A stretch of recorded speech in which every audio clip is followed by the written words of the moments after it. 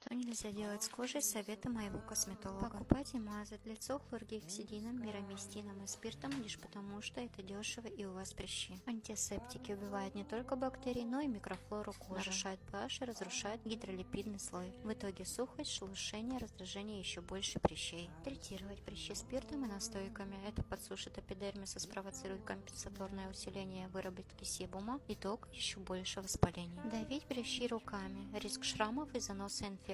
Трогать лицо постоянно руками. Руки – это источник бактерий. Не смывать макияж на ночь или пропускать этапы ухода, такие как тонизация. Как выбрать тоник, что искать и чего избегать. Идеальный тоник без спирта с экстратами ромашки, алоэ и гиалуроновой кислотой. Они выравнивают pH кожи и увлажняют. Тоник обязательно после каждого умывания. Лично я наношу руками, чтобы избежать излишнего трения. Кисти и спонжи обязательно моем регулярно. Такие простые правила помогут вам избежать излишних проблем с кожей. Пока-пока.